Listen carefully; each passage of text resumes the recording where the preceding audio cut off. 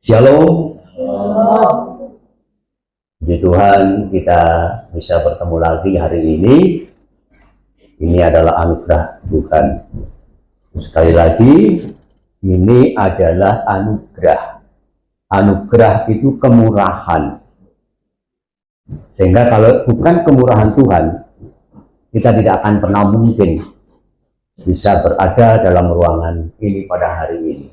Ya, baiklah. Selanjutnya kita akan bersama-sama mendengarkan firman Allah yang di dalam kesempatan hari ini berkenaan dengan perjamuan kudus. Saya ingin menyampaikan firman Allah dengan satu pokok bahasan. Makna, arti dari korban Yesus Kristus. Maknanya, artinya korban Yesus Kristus.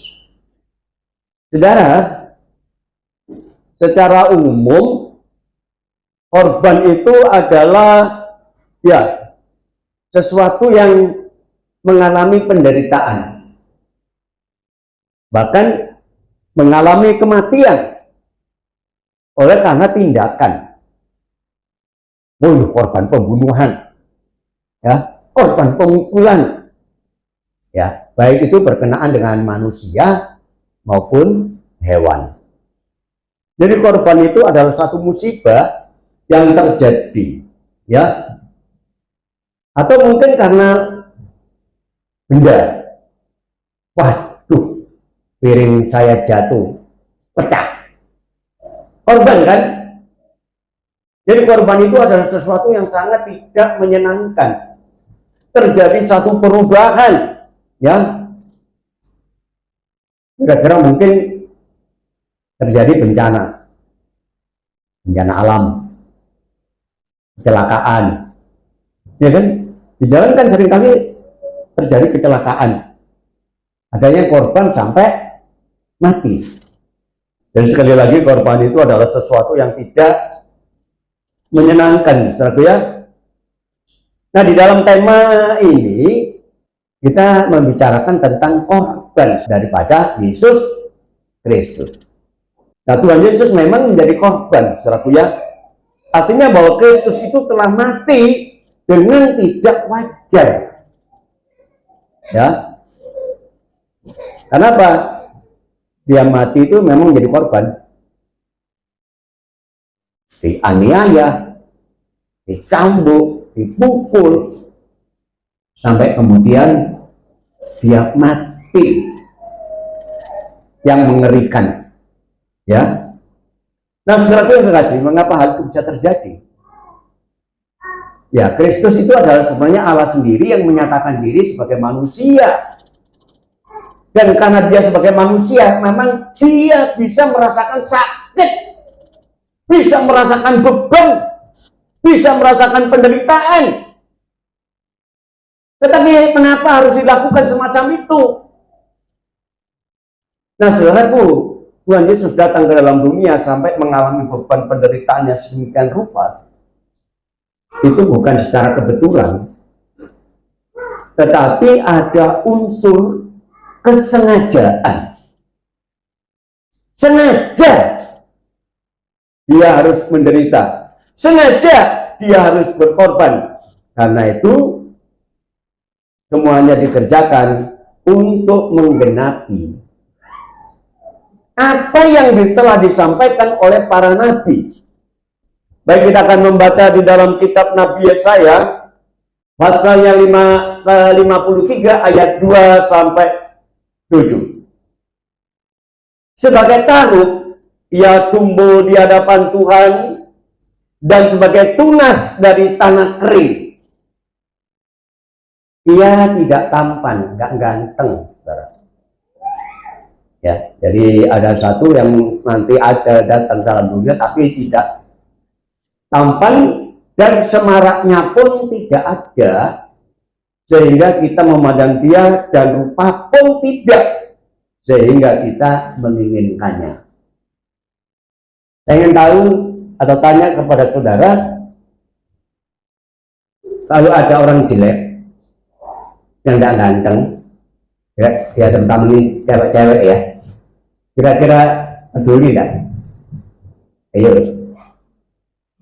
mau ngelak riwat, wis pendek, elek, rupanya tidak menarik, kira-kira apa?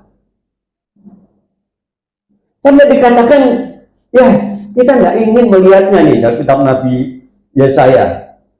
Ia dihina dan dihindari orang. Nah, dihina, dihindari.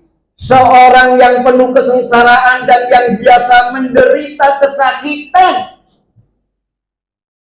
Ini buat sebelum Tuhan Yesus datang ke dalam dunia, sudah disampaikan lebih dulu oleh Nabi Yesaya. Dia sangat dihina sehingga orang menutup mukanya terhadap dia. Dan bagi kita pun dia nggak masuk hitungan. Ayo. Kalau saudara lihat saya, pasti masuk hitungan ya. Itu wah ini masuk kategori, ya kan? Tapi kalau yang sudah jelek, melek gitu, kira-kira dimasukkan nggak dalam hitungan? Boleh dikatakan melihat saja nggak suci, ya. Tetapi apa yang terjadi? Sesungguhnya di dalam kondisi yang demikian, penyakit kita lah yang ditanggungnya dan kesengsaraan kita yang dipikulnya. Loh. Padahal kita mengira ia kena tulah, dipukul dan ditindas oleh Allah. Kita mengira sengsaranya itu karena dia dihukum oleh Allah. Tapi ternyata beban yang dideritanya itu justru menjadi berkat. Justru penyakit kita yang dipikulnya, ya, kesengsaraan kita yang dipikulnya, ditanggungnya maksudnya, ya. Tetapi dia tertikam oleh karena pemberontakan kita. Dia ditikam, dia ditusuk karena pemberontakan manusia. Dia diremukkan oleh karena kejahatan kita. Ganjaran yang mendatangkan keselamatan bagi kita ditimpakannya kepadanya, dan oleh bilur-bilurnya kita sembuh. Saudara, ribuan tahun sebelum Tuhan Yesus datang ke dalam dunia, sudah disampaikan. Nubuat itu adalah menyampaikan sesuatu yang kemudian akan digenapi pada waktu akan datang.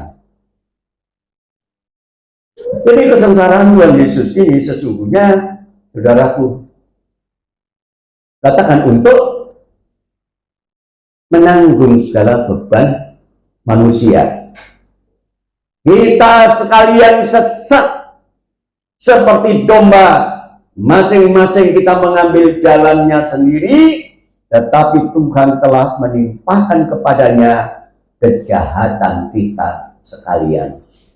Jadi saudara, yang dinubuatkan oleh Yesaya ini adalah orang yang menderita, tetapi justru penderitaan itu bukan karena kesalahannya, tetapi untuk menggantikan posisi manusia yang berdosa. Ya, dia dianiaya,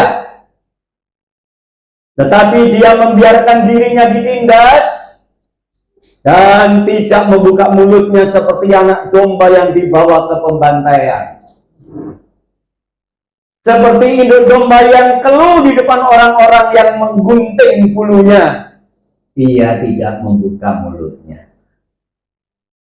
Saya bayangkan, seorang yang dinubuatkan oleh Nabi Yesaya ini dikatakan seperti domba, ya, dibawa ke tempat pembantaian, pemotongan, diam saja.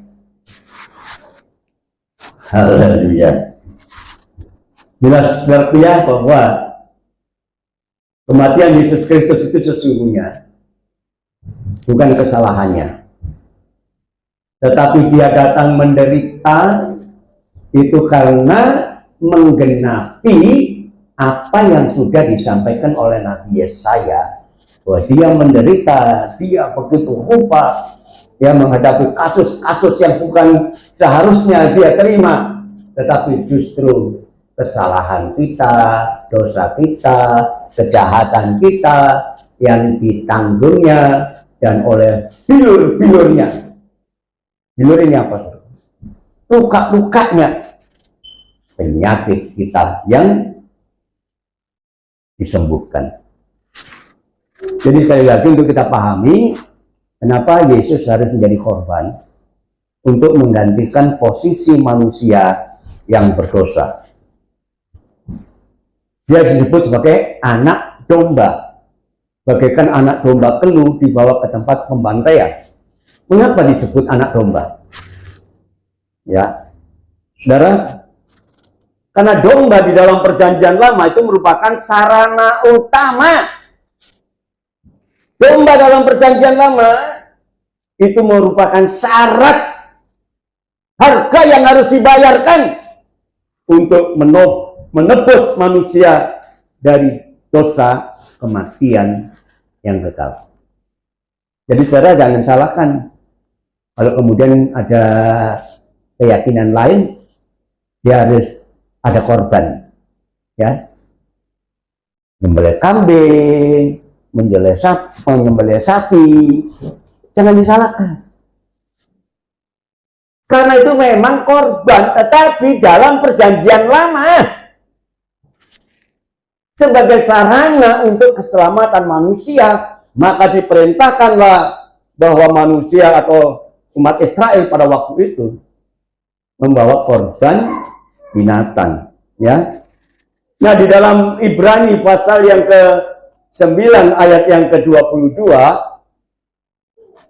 dan hampir dikatakan segala sesuatu disucikan menurut hukum Taurat di dalam perjanjian lama itu dengan darah, dan tanpa penumpahan darah tidak ada pengampunan. Jadi saudaraku, setiap kali imam besar itu masuk ke dalam tabernakel bait Allah, Baitul Muqaddis, yang pada saat itu memang dalam perjanjian lama bangsa Israel itu membuat Baitul Muqaddis oleh karena perintah Tuhan, yang terdiri dari 3 ruangan, halaman, ruangan kudus, dan ruangan maha kudus. Dan setiap setahun sekali imam besar itu harus masuk ke dalam ruangan yang paling dalam, ruangan maha kudus, yang tidak boleh seorang pun masuk ke dalamnya kecuali imam besar yang melaksanakan tugasnya dengan membawa darah. Dipercikkan dalam peti perjanjian, di atasnya 7 kali, di bawahnya 7 kali. Untuk apa? Untuk pengampunan dosa. Tapi itu dilakukan setiap tahun sekali. Artinya bahwa dosa itu tidak sekaligus hilang dengan korban yang dikerjakan oleh imam-imam. Ya, saudara. Jadi makanya di dalam perjanjian lama ada persembahan domba. Ya, anak domba yang dipersembahkan. Sampai ketika Tuhan Yesus datang ke dalam dunia, dia disebut anak domba. Kenapa? Sebagai penggenapan nubuat.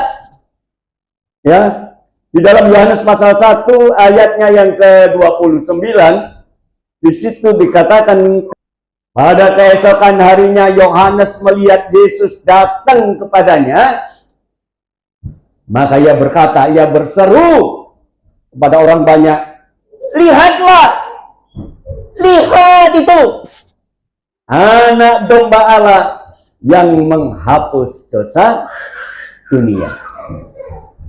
Jadi saya perhatikan Tuhan Yesus datang dalam dunia, Yohanes sudah bisa menyaksikan bahwa Yesus itulah anak domba yang dipersiapkan untuk menebus dosa manusia. Ya, sekali lagi dalam perjanjian lama penebusan dosa itu dikerjakan melalui korban setiap tahun sekali, ya. Nah, tetapi kita melihat bahwa persembahan yang telah dikerjakan oleh bangsa Israel itu sifatnya nggak kekal. Makanya setahun sekali mesti imam besar masuk dan persembahkan darah. Ya, yang di halaman sudah dipotong dulu tuh dombanya, diambil darahnya dan masuk ke ruangan Maha Kudus mempersembahkan korban dan mengadakan grafirat pengampunan untuk bangsa Israel maupun untuk imam besar itu sendiri. Tetapi tiap tahun berarti bahwa penebusan yang dikerjakan ya berdasarkan imam besar membawa darah itu nggak langgeng, nggak kekal. Ya, tetapi Yesus Kristus sebagai anak domba Allah,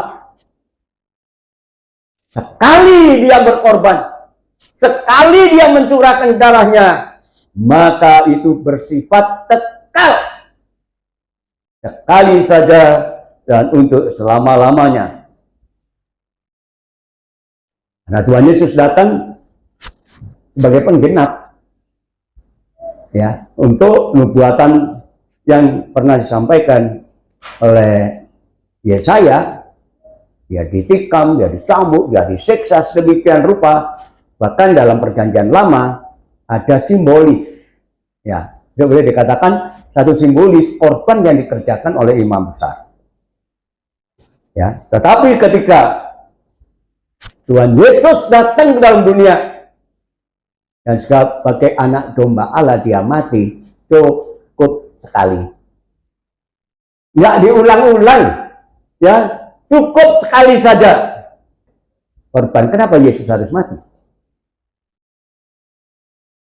Kan cukup dalam perjanjian lama saja diadakan setiap tahun sekali. Tapi tidak, Tuhan Yesus masuk hanya satu kali dan itu sudah tidak diulang lagi dan jaminan keselamatan itu kekal.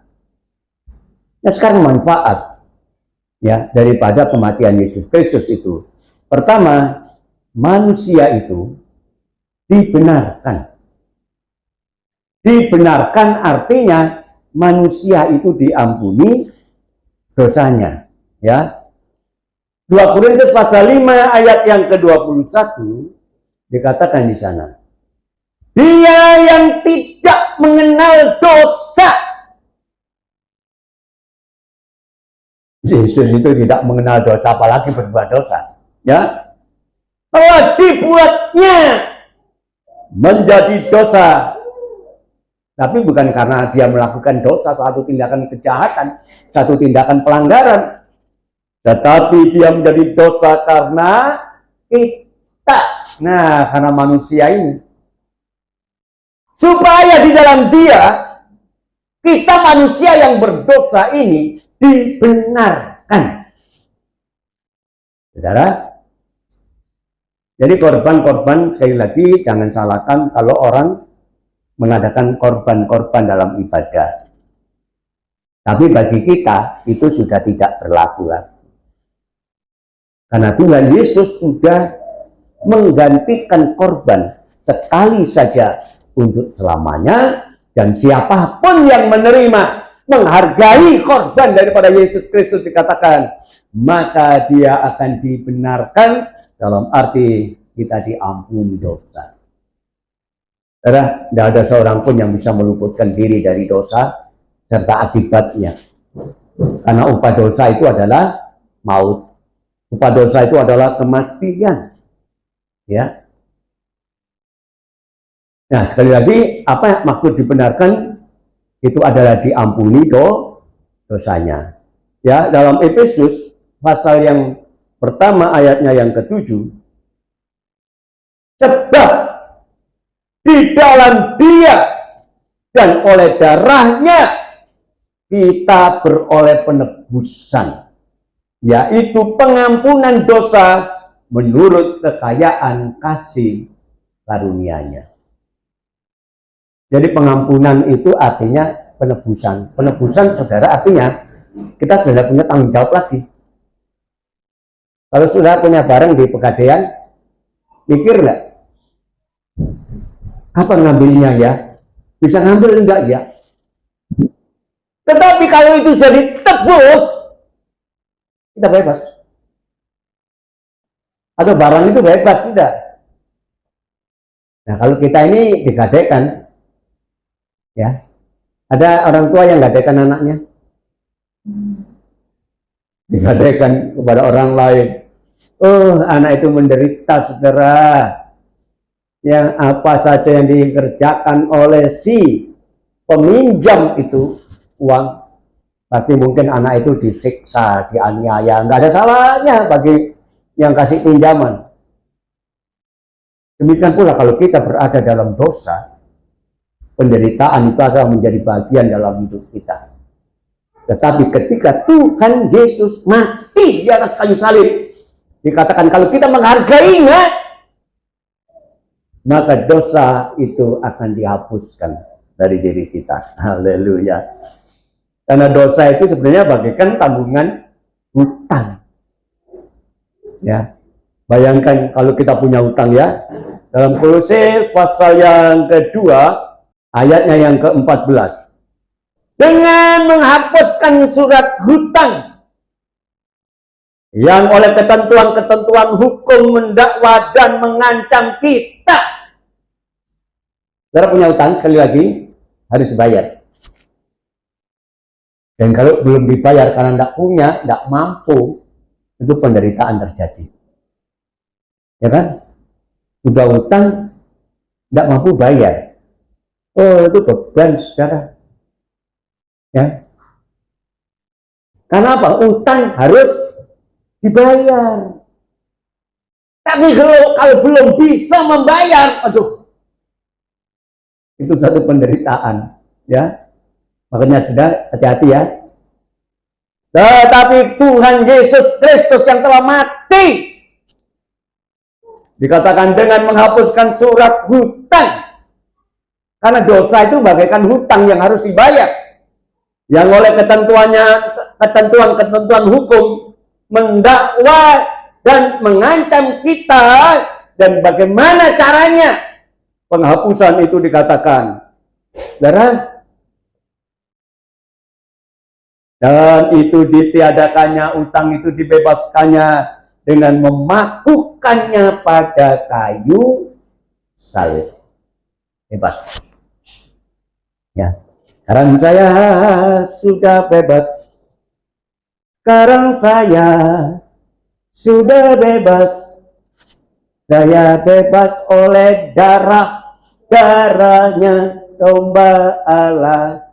Sekarang saya bebas. Bebas. Haleluya. Oh, tidak terbeban lagi, saudara. Kenapa? Upah dosa itu maut bagaikan hutang, maka harus dibayar dengan kematian. Bukan saja kematian secara jasmani kita, nanti kematian yang akan datang. Siapapun, tidak peduli kaya, miskin, bodoh, pintar, besar, kecil, laki, perempuan, di hadapan Allah itu adalah orang berdosa. Dan satu saat kita akan mengalami kematian. Tapi ternyata kasih Allah begitu luar biasa. Ketika Yesus datang ke dalam dunia, justru dia menghapuskan hutang itu. Sehingga kapanpun saja kita mati, oi, tenang.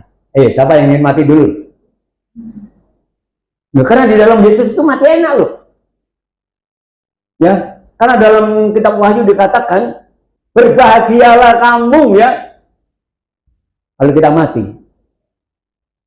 Jadi kalau kita mati itu berbahagia karena apa? Karena mereka boleh beristirahat dari jerih lelahnya. Di dunia ini jerih lelah. Ya. Berbahagialah orang yang mati, dan matinya itu di dalam Tuhan. Tapi kalau kita di luar Tuhan, aduh, saya nggak tahu. Gimana tanggungannya, ya? Lalu manusia diampuni dosanya, dan yang kedua, manusia itu dibebaskan dari hukuman. Berarti hukum itu tidak enak loh. Apalagi hukuman dari dosa itu sifatnya kekal. Gak hanya setahun 2 tahun.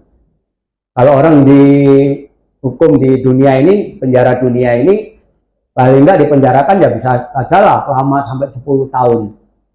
Tapi masih enak loh. Ya, di penjara itu masih diopeni. Kasih makan, kasih apa kan? Tapi di penjara. Tapi kalau coba dihukum maut, panas terus di sana, ya, tidak ada henti-hentinya.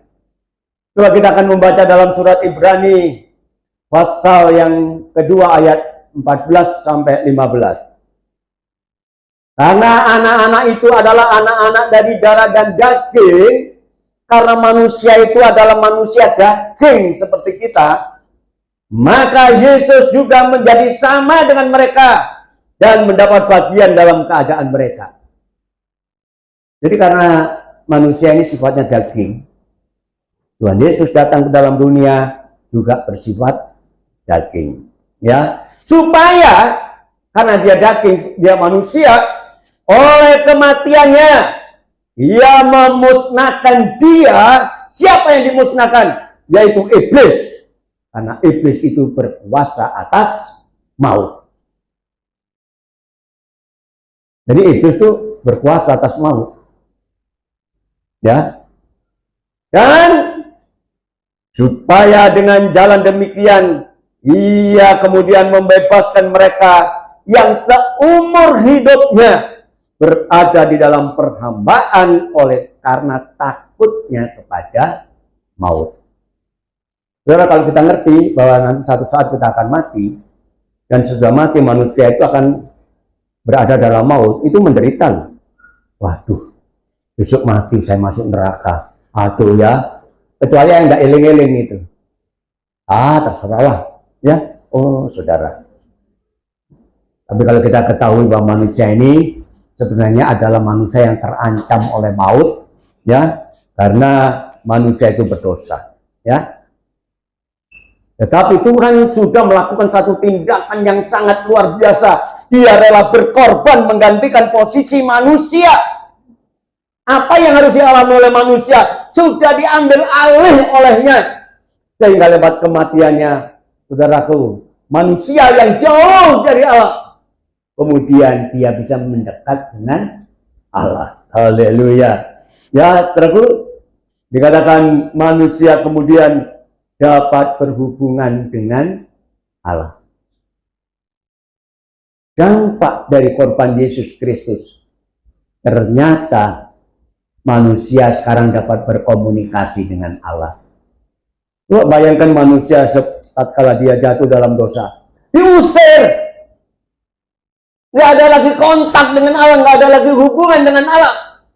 Tetapi ketika Yesus Kristus mati di atas kayu salib,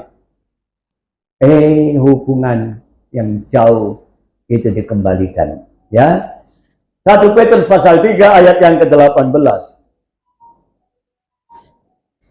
Sebab juga Kristus telah mati sekali saja, tidak berulang-ulang, sekali saja untuk segala dosa kita, ia yang benar untuk orang yang tidak benar, supaya ia membawa kita kepada Allah.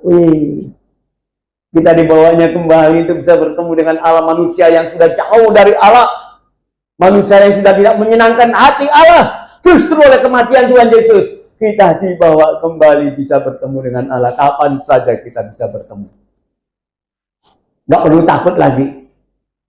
Tapi ketika dosa itu ada, ketika Allah mengunjungi manusia, mereka sudah ketakutan. Adam, di mana kau? Adam, Tuhan, aku di sini, aku takut. Dia sembunyi. Tapi sekarang justru tidak ada ketakutan. Kapan saja kita bisa bertemu dengan Allah. Ya, haleluya. Nah, saudaraku, kita bersyukur Tuhan Yesus mati supaya kita bisa kembali kepada Allah. Tapi dia mati tidak terus mati, ya. Dia yang telah dibunuh dalam keadaannya sebagai manusia, tetapi kemudian dia bangkit karena dia Allah. Ya, jadi Tuhan kita itu hebat, saudara. Dia sengaja mati, juga bisa membawa manusia itu pertama diampuni, ditebus dosanya, dan bisa kembali kontak dengan Allah. Kapan saja. Nggak perlu repot-repot. Tuhan Yesus pernah berkata, jadi kalau kamu mau berdoa, berdoalah, ya Bapa yang ada di dalam surga. Nggak perlu yang di tempat ramai. Masuklah ke dalam tempatmu ya, kunci pintumu, dan berdoalah. Bapakmu yang di surga itu akan mendengar. Enak kan? Kalau saudara ngomong sama saya, jauh di sana saja, saya nggak dengar. Apalagi kalau saudara ngomong dari rumah. Ya, di sana saja. Ngomong sama saya, dengar. Apalagi sekarang ini saya budek. Ya kan, nggak dengar. Tapi kalau Allah, di mana saja kita berkata, ya Bapa yang ada di surga, Bapakmu di surga mendengarkan. Begitu saudara, satu hal yang keuntungan kita, apapun yang menjadi beban kita, penderitaan kita, berdoa saja sama Tuhan. Gak perlu sambat sama manusia. Ya, sambat sama manusia, malah kalau kita dinyek, saudara. Oh, kok ini? Rasa no. Tapi kalau sambat sama Allah, ya Bapa yang di surga, Dia mendengar. Ya, itu hebatnya kita memiliki Bapa yang ada di surga. Ya, haleluya. Nah, saudaraku, korban daripada Yesus Kristus itu sekali saja untuk selamanya. Dan itu mendatangkan keuntungan besar bagi manusia. Tetapi ternyata tidak semua manusia, saudara. Tidak semua manusia yang bisa menikmati kemurahan Allah ini, yang dibenarkan, yang dibebaskan dari dosa, yang dapat kembali kontak dengan Allah. Tidak semua manusia. Nah, siapa orangnya? Orang yang percaya. Ya, karena tidak semua orang percaya, loh, saudara ya. Haleluya. Nah, kita berbahagia, loh, saudara. Kenapa? Hanya orang yang percaya. Percaya itu artinya menerima. Kalau saudara percaya sama saya, pasti saudara terima saya, kan? Kalau saudara tidak percaya sama saya, mungkin saya datang ke rumah saudara, tok, permisi. Tapi saudara curiga dengan saya, nggak percaya, pintu langsung tutup. Jebret. Tapi kalau saudara menerima saya, ya, itu karena apa? Saudara percaya. Jadi percaya ini artinya siapa yang percaya, siapa yang menerima, maka dia akan beroleh anugerah, yaitu keselamatan itu. Ya. Kisah Rasul pasal yang ke-16 ayatnya yang ke-31.